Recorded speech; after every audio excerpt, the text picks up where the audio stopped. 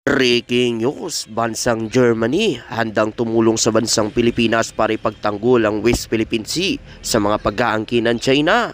Samantala, ibang mga politiko ayaw pumirma sa People Initiative. Bakit kaya? Ito ang atin tututukan ngayong araw na ito. Saglit lang ito mga kababayan, kaya humanap na ng pwesto. Tara na, umpisan na natin ito.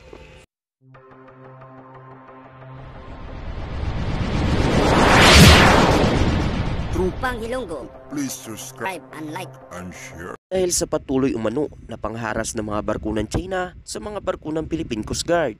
At ayon pa nga dito, nagbigay ng pagkabahala ang bansang Germany dahil sa panghaharas palagi nito ng mga barko ng China sa bawat na ginagawa ng resupply mission ng mga barko ng Pilipinas. Dito lamang January 10, muling matagumpay ang ating Philippine Coast Guard sa paghahatid ng mga supply sa ating mga sundalo na nakatalaga sa BRP Sierra Madre. Hindi umano itong madlang ang mga barko ng China habang ito ay bumabaybay patungo sa Ayungin Shoal. At ayon naman umano sa naging pahayag ng ating Philippine Coast Guard, nakikita umano nila sa hindi kalayuan ang mga barko ng China na tila ba'y nagmamasid at tinitingnan ang ginagawa ng mga barko ng Pilipinas habang nagbabaybay ito patungo sa Ayungin Shoal. Kaya ang Germany handa umano makipagtulungan sa bansang Pilipinas. At ayon pa nga dito, kilala ang Germany bilang isa sa mga nangungunang bansa pagdating sa teknolohiya at pagmamanupaktura ng mga kagamitan pangdigma.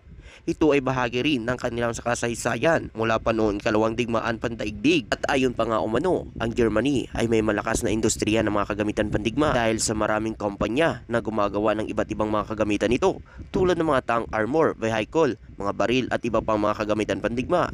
Ang kanilang puwersa pang hipapawid, ang Lofi-Wafi ay mayroon di malawak na koneksyon ng mga modernong eroplano at mga drone kasama dito ang mga Eurofighter Typhoon, Panavia Tornado at mga drone tulad ng Heron TP. Gayunpaman ang mga Germany ay isang miyembro ng NATO na sumusunod sila sa mga internasyonal na kasunduan na nagbabawal sa paggamit ng ilang uri ng mga kagamitan pandigma. At handa umano ang gobyerno ng Germany na makipagtulungan sa Maynila upang maiwasan ang pagsiklab ng krisis sa South China Sea o sa West Philippine Sea sa pamamagitan ng pagtulong dito na isulong ang internasyonal na batas habang pinalalakas ang maritime security nito. Sinabi ng nangungunang diplomat nitong itong lamang Huwebes matapos ipahayag ang pagkabahala sa tumataas ng tensyon sa riyon. Sa pagsasalita sa lokal at dayuhan sa pamamayag ng Maynila, tinawag ng German Foreign Ministry ang claim for extensive maritime areas at ang harassment ng China laban sa mga barkong Pilipino sa West Philippine Sea. Narito ang tunay na maalon na hangin na umiihip sa South China Sea at ito ay nangyayari sa gitna ng isa sa mga pinaka-ekonomiyang riyon sa mundo. Ang mga insidente nito mga nakaraang buwan kung saan ang Chinese Coast Guard ay gumamit ng mga ilang laser water cannon laban sa mga resupply vessel ng Pilipinas at maging ang banggaan ay nakababahala din para sa atin sa Europya kahit ang libu-libong kilometro ang layo dahil ang ganito mga paligrosong maniobra ay lumalabag sa mga karapatan at pagkakataon para sa pag-unlad ng ekonomiya ng iyong sariling bansa at iba pang mga litoral na state. Binigyan din ng Foreign Ministry ng Germany ang arbitral ruling ay naging malinaw ng mga pahayag ng Beijing ay hindi sakop ng internasyonal na batas.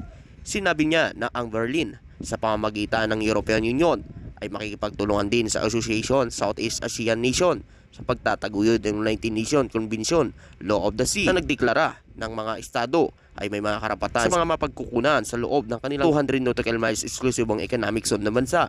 Tayon pa nga dito ang Germany top diplomat na nasa Maynila para sa bilateral meeting kasama ang Foreign Ministry Affairs Secretary Enrique Manalo ay bumibisita rin sa Philippine Coast Guard Headquarters ngayon hapon para marinig mismo ang mga hamon na kinakaharap nila sa pagprotekta sa karapatan ng Maynila sa West Philippine Sea. So suportahan umano ng Germany ang mga hakbangin at mga mekanismo para mapayapang lutasin ang mga tensyon sa South China Sea. Bukod sa maritime concern, tinalakay din umano ng Prime Minister ng Germany at ni Manalo ang Peace Initiative at Development Cooperation ng Germany sa Pilipinas.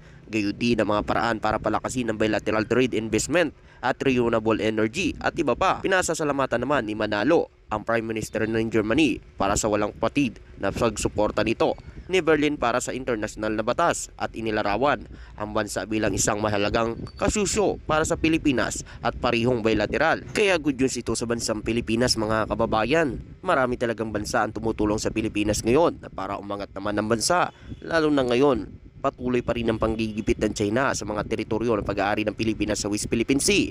Ikaw kababayan, ano ang makukomento mo dito at masasabi mo? At sa iba pang mga balita, ilan mga politiko kumukontra sa People Initiative na isinusulong na pagpapapirma ngayon ng People Initiative. Wala pang ibang babaguhin sa konstitusyon maliban sa paraan na pagbuto ng mga mambabatas kung sakali umano na may panukalang amendment ng provision sa konstitusyon sa inaharap. At ayon pa nga sa nakalat nating impormasyon, ang People Initiative ay isang proseso na pagpapahintulot sa mga mamayan na direkta nagpagpapanukala ng batas o mga pagbabago sa konstitusyon. Ito ay isa sa mga paraan ng partisipasyon ng mga mamamayang politika na hindi direktang nakasama sa gobyerno. At ayon pa nga dito, sa Pilipinas, ang proseso ng People Initiative ay nakasaad sa Republic Act No. 6735, the Initiative Referendum Act. Ayon sa batas na ito, ang mga mamamayan ay maaaring magsagawa ng isang People Initiative upang maglikha ng bagong batas. Ayon pa nga umano, hindi nagpapapirma ngayon para palitan ang parliamentary system ng gobyerno. Hindi pa pinag-uusapan kung magkakaroon umano ng Prime Minister sa Pilipinas. Walang kaugnayan ng pagpapapirma sa anumang haka-haka. Nahahabaan ang termino ng kasalukuyang Pangulo. Lahat ng akusasyon na ito ay walang basihan at ginagawa lamang para lituhin ang mga mamamayan. Katulad din ito ng akusasyon ng mga bayaran nangyayari gumagamit ng pondo ng bayan o may maling mga pangako para makakuha ng perma mula sa taong bayan. At ayon pa nga umano, ang mga akusasyon na ito ay ibinabato na walang sapat na katibayan at puro paninira lamang para lagyan ng masamang kulay ang People Initiative. Isa lamang po ang hiniling ng mga mamamayan. Isa sa mga isinasagawang People Initiative, ito ay pagboto ng isahan o sabay-sabay kung may aamyendahin ang probisyon sa konstitusyon. At ayon pa nga umano, iminumungkahi ngayon ng People Initiative na dapat bumoto ng sabay-sabay ang parehong kapulungan ng Kongreso kapag namumungkahi na ng masusog sa konstitusyon. Ito ay upang masiguro na pantay ang representasyon sa boses ng bawat mambabatas. At ayon pa nga umano, ang sabay-sabay na pagboto ng dalawang kapulungan ay nagpapakita ng pagkakaisa at kolektibong desisyon ng Kongreso bilang kinakatawan ng soberanyang Pilipino. Hindi ito nagpahina sa kapangyarihan ng isang kapulungan kumpara sa isa pa, ngunit sa halip nagbibigay diin sa demokratikong sistema na isang tao, isang boto na kumakatawan sa pantay na representasyon ng kagustuhan ng mga tao.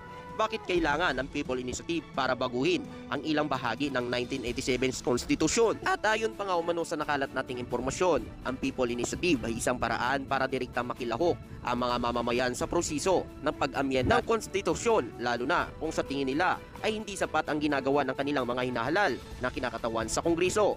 Ilang bisis na ang nagpasa ang House of Representatives ng mga panukala para ayusin ang ating konstitusyon. Sa loob kasi ng 36 na taon, hindi pa naaamyendahan ang ating saligang batas kahit hindi na ito angkop sa makabagong panahon. Makailang bisis na ring umikot ang mga miyembro ng House of Representatives sa iba't ibang panig ng mga bansa para makipagdialogo sa taong bayan ukol sa pag-amyenda ng konstitusyon. At sa mga pagkakataong ito, sinang-ayunan sila ng higit sa nakarami nating kababayan.